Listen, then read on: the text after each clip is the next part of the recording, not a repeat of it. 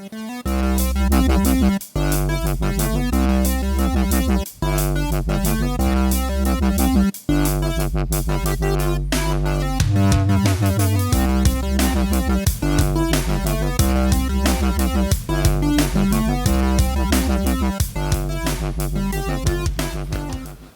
everybody, welcome to another episode of the LitRPG podcast. I'm Ramon Mejia, here to bring you the latest LitRPG news, reviews, and of course author interviews. This week I have episode number 245 of the show, almost at 250.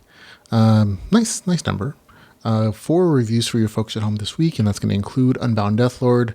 The third book in that series is called Corruption. The Guild Core, book number 1, Bourne, a Dungeon Core LitRPG / Cultivation Epic. Also reviewing Discovery, Hall of Heroes, book number 1, and last but not least, Dungeon Reset, which is an online web novel. Also have some more Plagiarized story for you, but we'll get into that in LitRPG news.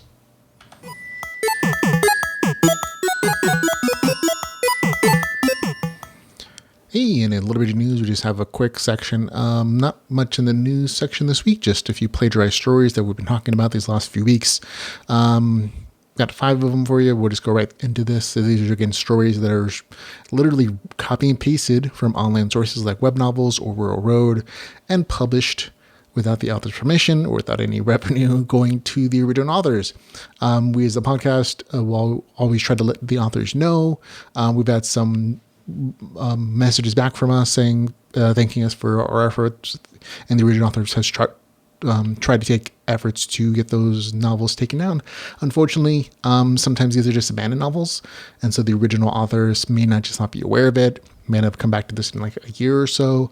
So the best that we as a podcast can do is leave a 1-star review for these novels, letting them know, readers know that this is a plagiarized story, that this is a stolen story, so that they do not give their money to people who are ripping off legitimate creators. So if you want to continue that effort, that's up to you. In the show notes, we have links to the original story and also to the plagiarized stories, so you can compare and contrast if you wish to, or do whatever you want to. First up this week is Epoch Rise, is stolen from the web novel called Epoch, a Berserker's Rise. So there you go. Also, you'll see that the plagiarists go through a minor bit of effort in just like changing the main character's name by a letter or so. That's often the case here. War Grounds Online is taken from the web novel World of Wargrounds. Again, just weird, slightly different titles. Also, Doom Warrior is taken from Doom Guy. Someone on the YouTube page tried to tell me how to say this, and I already forgot. Isekai, I think it is. Isekai. I always say Iseki in my head. But he's like, I think it's Isekai. Kai. It's pronounced slightly different, Kai. So hopefully that's right. If it's not, I'm sorry. But it's stolen from the Royal Road story called Doom Guy Isekai. And it's not like a super original concept, but it's still published without the author's permission, and someone's taking revenue there. Also, World War VR MMO is stolen from the web novel called VR MMO World War 3. And I believe the last one that I found this week in the game and LitRPG categories is Alive in Another World is taken from a web novel called Restarting Life in Another World. So there you go. We have in the video version of the podcast, we actually have pictures of both the stolen version and the original version. Again, also links in the show notes for, and then the main show notes, the original versus the plagiarized version. And often the original version, you have much more chapters being, published, continued published in some of these on a regular basis. Okay, on to stuff that is out now for you to enjoy. Having a chance to read it. It's come out recently, and that includes The Crystal Bard, a LitRPG adventure, Kingmaker Saga, book number 2. Also, Labyrinth to Tartarus is out. It's called the third book in the Eternal Journey series. And last but not least, Artificial Dungeon, for sale by owner. There are a few more titles, but we're reviewing them on the podcast, so they're not in this section. New LitRPG audiobooks. There's a slew of those this week, folks. So if you like LitRPG audiobooks, you were in luck this week. Including Eastbound in Town, which is the 8th book in the Good Guys series, out for you to enjoy. A Revel in Jack 3 is out. Game of Gods, book number 3.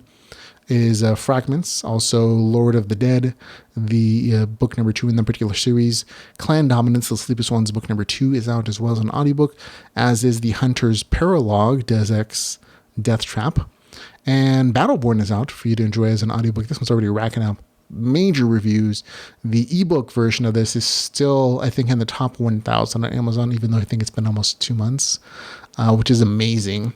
Means a lot of people really loved it, and the audiobook is getting just as much love. And also out for you to enjoy is Pixel Dust book number 1 called Party Hard, and the third book, the compendium of the first 3 books in the Sentence to Troll series. So you actually get a great value for your audible credit with that particular series. In upcoming LitRPG, we have a bunch of titles. I'm just going to read them off to you. They're just planning until the rest of the year stuff that I know is coming out because they got pre-orders on Amazon. Including Cookmancer Online, which is out on September 27th. Book 2 in the Tycoon series will be out on September 29th. The second book in the Zero Hero series will be out on September 29th as well. September the 30th, The Great MacGuffin. September the 30th as well, it'll be The Gods Game Volume number 4. On October the 1st, The Legends Online, book number 7. October the 2nd, Dungeon Crawler Carl. I've actually had a chance to get a ARC version of this, and it's super good.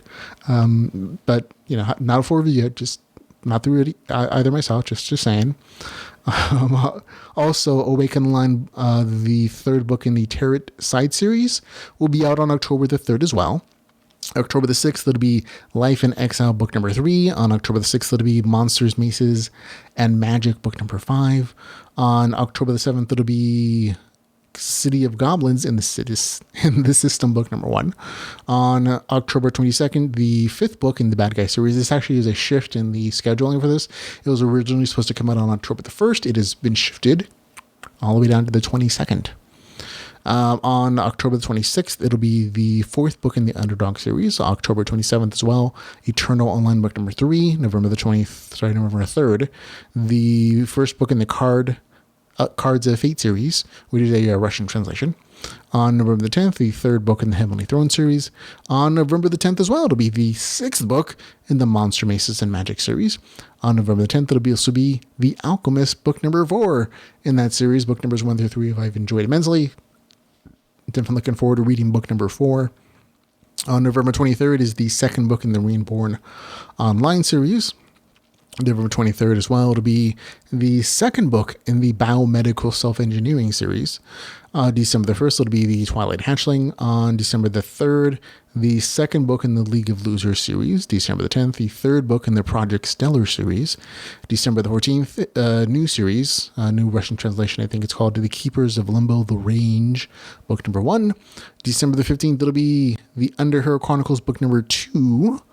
On December the 16th, Interworld Network, book number 3. December 28th, the 2nd volume in the Small Unit Tactics series, which I enjoyed. December 31st, book 5, Arkham Online Chronicles series. So there we go. All the stuff I know it's coming out till the end of the year. Now on to new releases and reviews.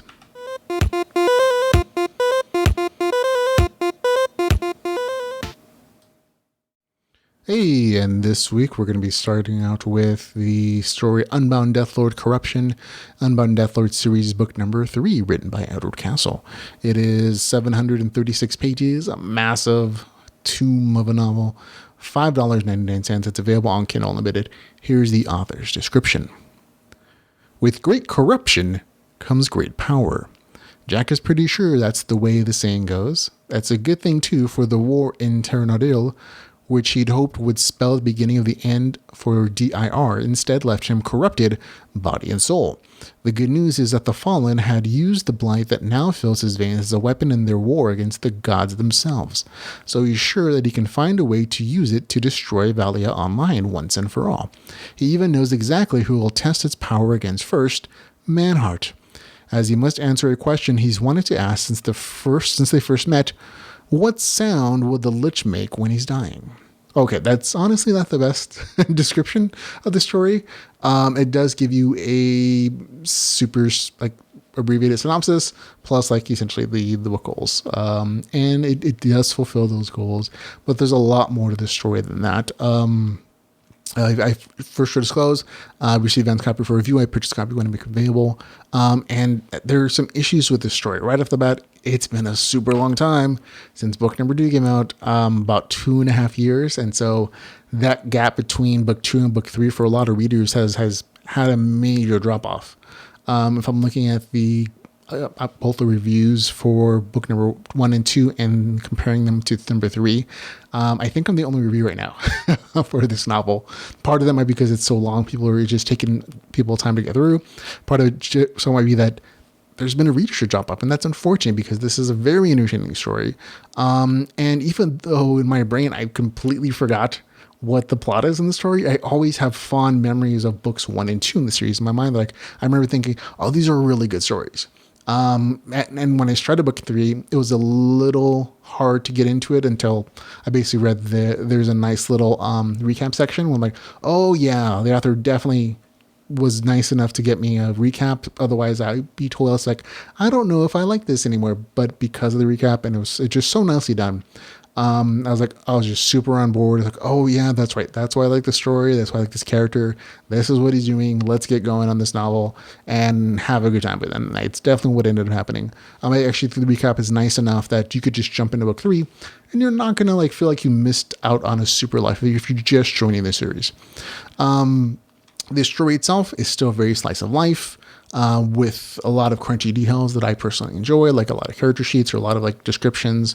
The actual notifications themselves have been modified a little bit, with the explanation, oh, the game's taken over the government, so of course, they're going to be patch updates. And I like the reasoning because it just made everything really smooth and cut out a little bit of the clutter, but also like a slightly better explanation of like where stats are awarded and how they affect things, and better descriptions for spells or abilities, without bogging things down, at least for me. The story itself continues on this plot of revenge. This time the main character using the blight he was infected with in the last novel as a resource to complete that revenge, and taking every resource he can, whether it's players or a clan that isn't starting in this novel or any of the other resources. And in the story, there's some interesting twists that I actually liked. At one point, the main character is supposed to be corrected so much in a couple of months, he's going to lose control of his character. So he's taking a huge number of risks and kind of writing checks he never intends to cash, with his character. And it was an interesting journey in the story to see exactly how he's exploiting that to get resources and powers and abilities and this clan essentially, so that he can go with the bang and kind of try to get the revenge that he's looking for. But he still has a bunch of obstacles, including NPC armies looking to bind him because he's one of the corrupted, vampires looking for revenge, other player cans looking for revengers to cash in the bounty on his head. Excuse me. And it was just, that's kind of what the story is. And that's, again, very slice of life. And the main character just kind of going through these situations and getting his revenge, and with the big goal of the story in finally trying to kill Mana. And that's not spoilery, it's in the novel description, so I don't feel like bad about talking about it. But it's again, slice of life, entertaining, but again, good fights, good descriptions there. On the game mechanic side of things, very much still an MMO style approach to the storytelling and game mechanics. Again, with some patch notes, kind of making the descriptions easier to understand.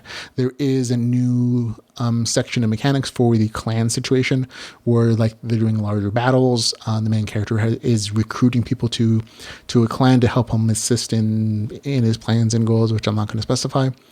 And overall, it's just that's kind of the update there. Overall, entertaining story. Really had a good time with this show. Again, I think part of the reason the story isn't doing quite as well is that it's been a while since book 2 came out. And so you lose some readers in a couple of years, in 2.5 years. And that's unfortunate because this is still an entertaining series and it's a great value for your buck. For me, I had a good time with it. The story flew by, even with, over almost 750 pages here. And this main character is still smart. He's thinking, he's plotting, he's finding his way out, and he's using every single exploit he can and to build his character and to get his revenge.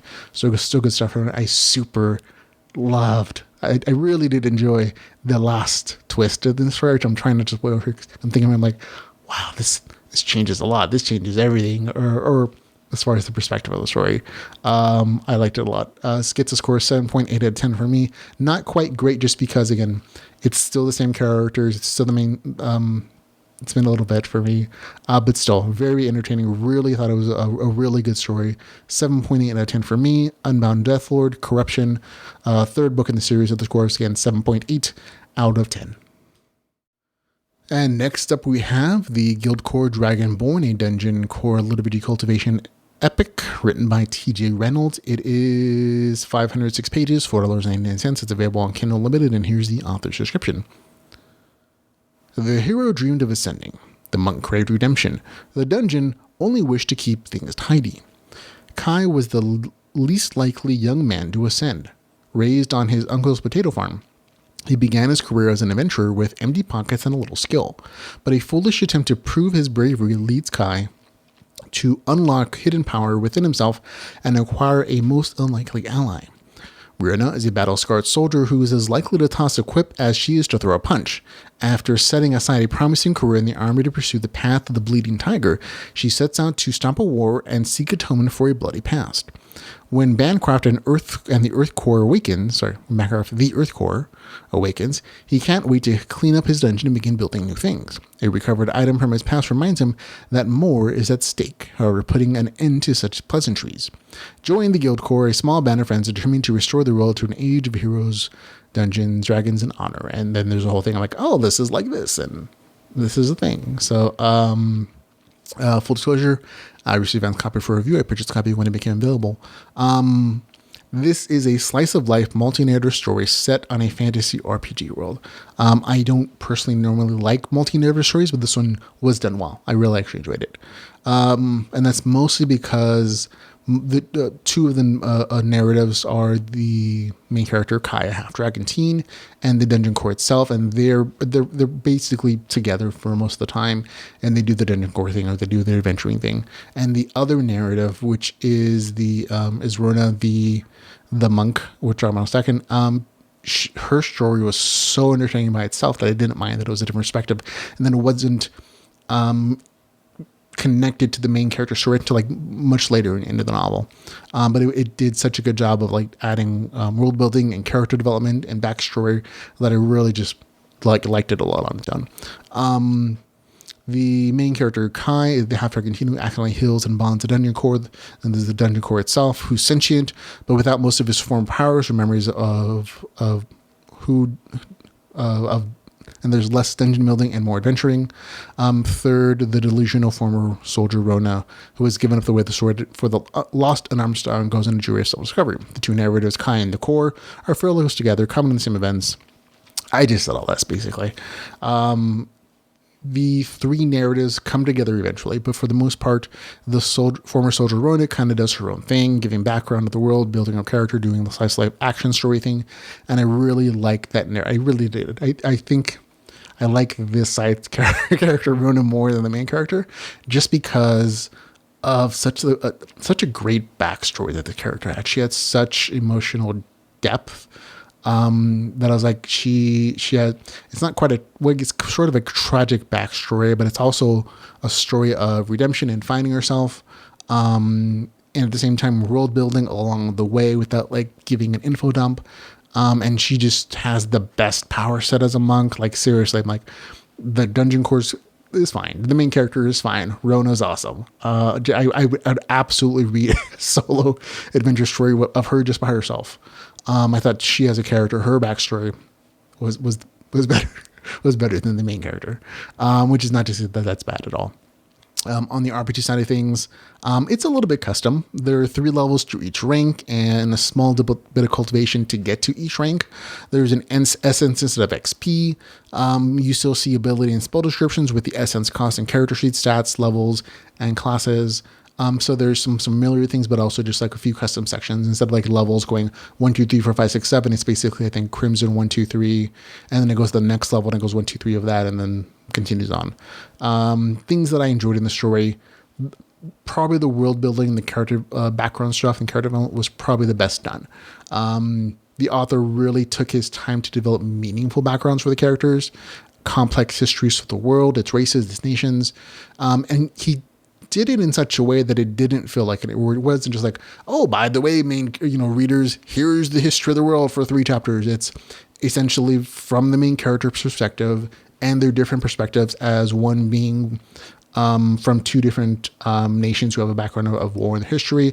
Also, Rona's background as a soldier, giving her a unique perspective and wider view of recent world conflicts, and also just like the course perspective of somebody who existed like a couple thousand years ago and is like, oh, these nations weren't always like this, and giving a larger like global view of world characters, gods, experiences, world building in that sense. And that was done, that's spread out just gradually through the story so that it's just entertaining information, but it also gives like a really fleshed out world and view of these characters. Things that left me, also already touched on this. Combat was good, had great visceral fights, characters being challenged, so good on there. The general adventures, well thought out, very entertaining. Rona, again, my favorite character, favorite class, favorite sighting, favorite background character, or for background for that character. Things that left me wanting. These might be things for the readers to be aware of when they're purchasing, just to set their expectations appropriately, because I can absolutely see some readers giving us a negative review just because in the original novel description, or in the novel how it says this is a dungeon core story. It also says this is a cultivation epic story.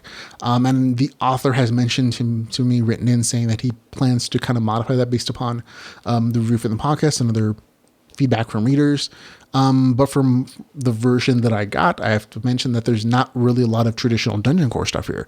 And by that, I mean making dungeons, making monsters, making traps, and having people come through and try to kill them. That to me, when I read dungeon core, that's what I think of. In general, I think of it at my dungeon. I think of the Slime Dungeon Chronicles and a bunch of other dungeon core stories. That's what a dungeon core story does. And in this, there is some of that. It's about 10% towards the end. But most of the story is not that kind of story. The dungeon does some of those things. He does sort of build up a dungeon. He does sort of divine monsters. But there's not really much of the adventures coming in and dungeon dive. And that's not the focus of the story for sure. Instead, the story focuses on as the dungeon core as a character itself who goes adventuring with his friend. And that's kind of his place in the story not as the main character, but as a secondary character, helping the main character power up, become powerful, and also giving him goals for the book and the series. But there's not a lot of, I'm building a dungeon to kill a bunch of adventurers coming in so that I become super powerful. The author mentioned and said he does plan to develop that more in book number 2, so that's something to look for in this series, but there's not a lot of it in book 1. Also, cultivation, minimal aspect. Like, it really came down to every time the main character would hit a new rank, he'd get instruction about messing with his core. He'd follow those instructions, and that was it. That's the extent of the cultivation in this story. There's nothing to it. He's not meditating to gather ether or essence. There's no improvement to like his body or mind or his spirit. There's no hardening or like replacing his blood with like more efficient blood or like purging his body of impurities or anything like that. The stuff that most people who see cultivation would probably recognize as being expected tropes. To me, the cultivation stuff in general was kind of skippable. If it was taken on the story, this story would be exactly the same. There's really, so that it's kind of a light element here, but it does exist. It's just not the kind of cultivation that I would have expected if it was in the novel description or if it's in the novel title itself. So just be aware. I'm mentioning it just so you can have a reasonable expectation of what those elements exist in this particular story. Overall, though, I had a good time with this. I really did. I enjoyed the depth of characters and the world building, the fights, the slice level adventuring. Again, I expected more or something different from the dungeon core and cultivation aspects, but once I understood what the story was going to be, I just rolled with it and I had a good time with it. Me, it's a score of a 7.6 out of 10. That's slightly above like average for the good side of things. A couple points taken out just because of those issues with the cultivation and dungeon core aspects. But again, entertaining story. I had a good time with it. That's the dungeon core book number 1 of the dungeon core 1 Dragonborn dungeon core LitRPG epic. Cultivation epic with a score of 7.6 out of 10. Hey everybody. Okay, next book is going to be Discovery, Hall of the Heroes, book number 1, written by Robert Madeira and Charlie Williamson. It is 459 pages. It is $4.99. It is available on Kindle Unlimited, and here's the author's description. Life was peaceful in the valley of Fajal until the outsiders arrived. This is the story of a young boy alone in the world when a strange visitor changes everything. This is the story of a man alone in the mountains until a chance encounter shows him a new side of reality. This is the story of the Hall of Heroes and how it will never be the same. So then there's some stuff saying this is amazing. Well, I'll skip that part. The short version of this review essentially is that there are cyberpunk elements in the story that don't mesh well with the LitRPG elements for me. So it doesn't really work for me. It gives it a score of 6 out of 10.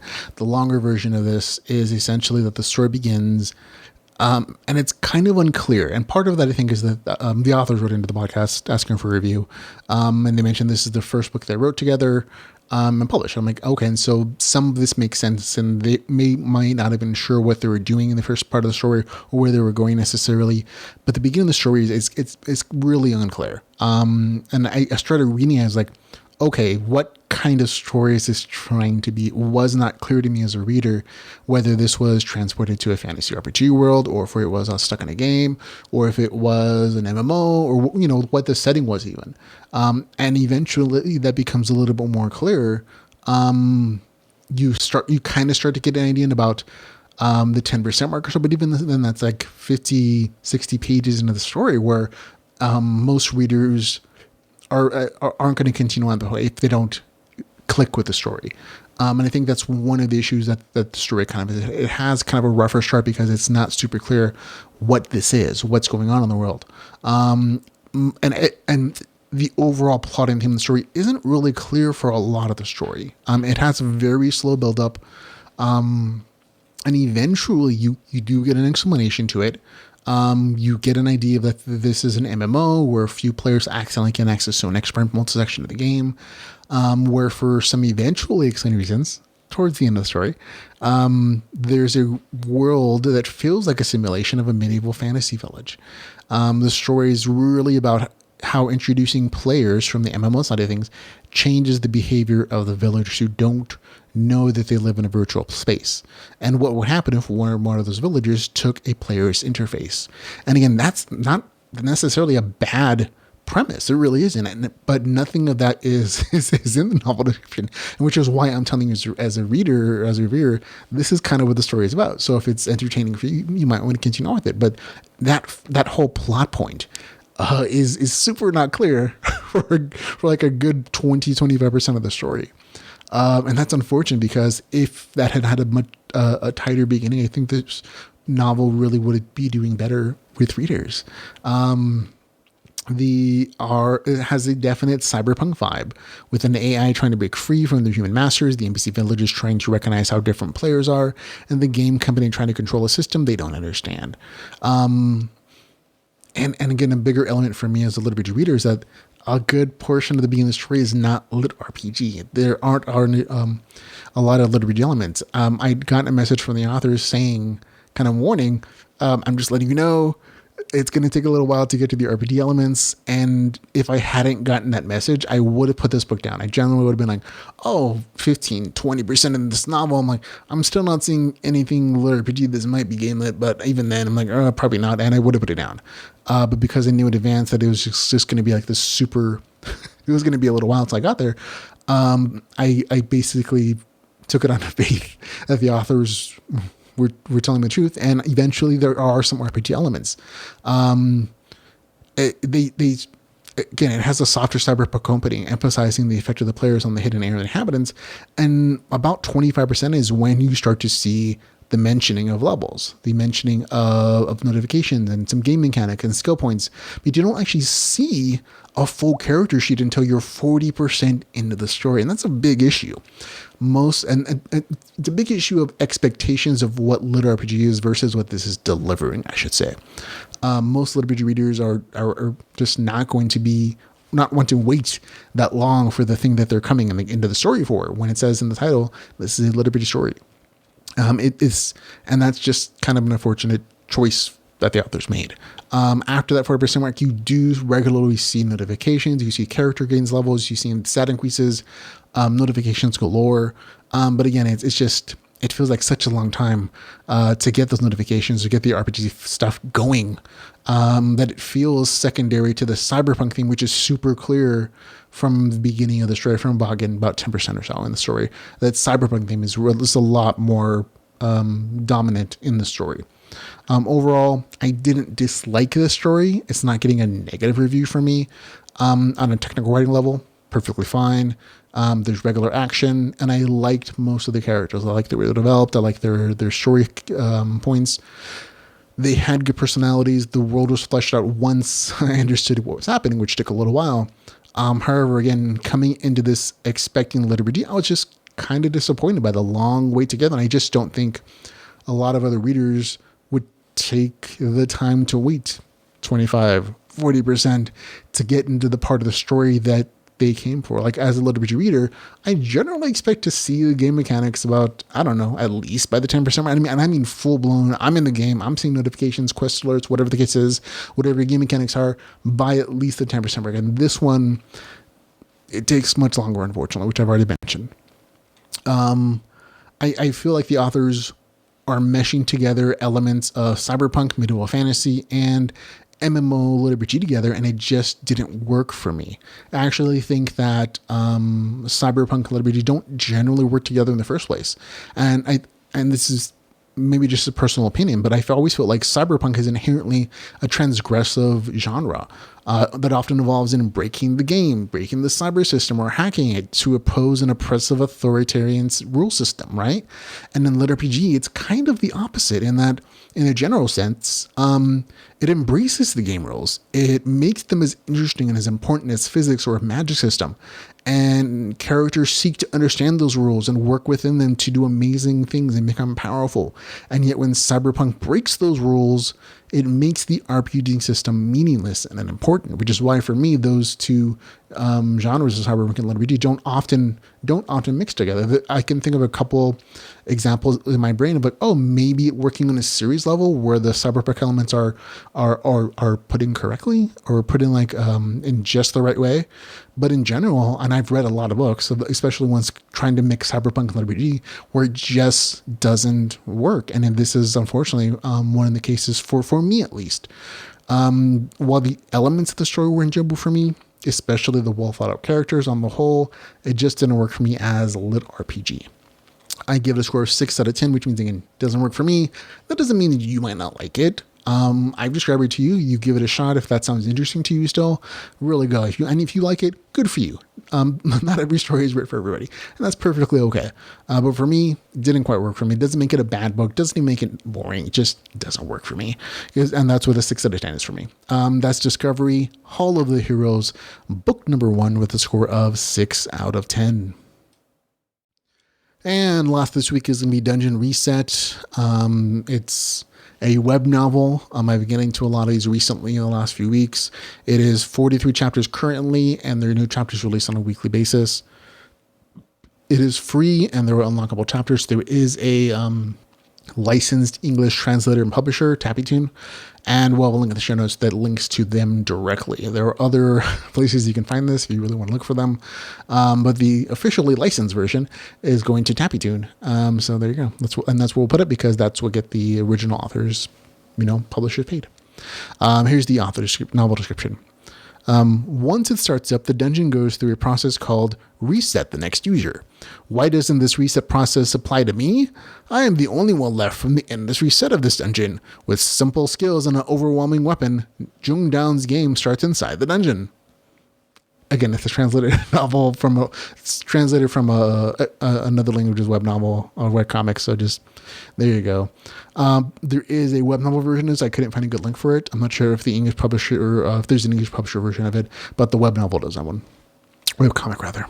This is one of the sillier stories I've read, or as a webcomic. It starts out pretty serious with the main character and others being transported to an RPG world and being forced to fight monsters as they clear levels of the dungeon. It's brutal, with most people dying out to traps from monsters.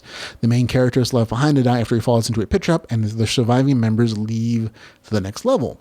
Everyone thinks the main character is dead, including the evil rabbit dungeon guide, and the first level is reset. Only the main character isn't dead and gets healed as the dungeon resets, and he has to survive on his own in a place filled with monsters and traps.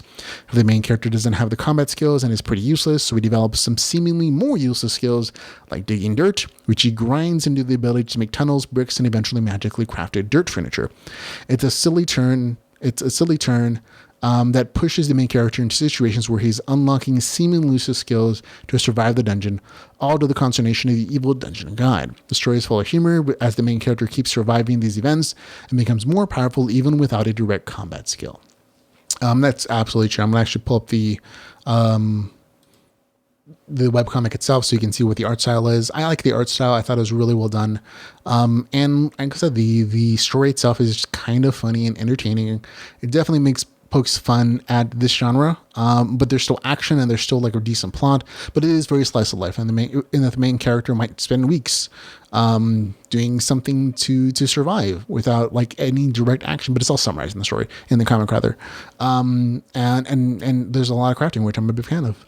And it just kind of goes through these segments of entertainment. So there's crafting and there's entertainment and it's dungeon story, but there's regular-ish dungeon fights at least and monster stuff that you guys, I forgot to put it up on there. There you go. I'm like scrolling through this thing on my screen and it's not showing for you guys. And here's the art style. So there you go. You can take a look at those pictures there of the main character. And again, so entertaining webcomic. I'm actually still reading it because new chapters are coming on a weekly basis, and I'm definitely enjoying where the story goes without spoiling it for you. So it's still entertaining for me. So there you go. That's Dungeon Reset. Gets a score of 7.4 to 10 for me. And that is it, folks. That is the last review. Thanks very much for listening, for watching, for taking the time to listen to me talk about this genre that I love, LitRPG. And of course, you can follow us on Facebook, Twitter, YouTube, Patreon, and our webpage at litrpgpodcast.com, where we have a huge old database of the over 1,000 reviews that we've done for novels and the LitRPG genre. Definitely go check this out. Our webcomic section is expanding as I'm getting into it. Of course, if you have any recommendations, always feel free to send them to the podcast as a comment or even an email. You can always get hold of us at feedback@geekbustpodcast.com or at litrpgpodcast at gmail.com, I believe it is. If you have any recommendations for other webcomics or novels that I haven't hit yet, feel free to drop them there. Also have links in the show notes for other Facebook groups that are LitRPG oriented, where authors and readers get together and we chat and we do recommendations and we tell other things, we talk about things, so hang out there. And of course, thanks again for hanging out with me today, and until we can hang out again, remember to go read some LitRPG. Goodbye, everybody.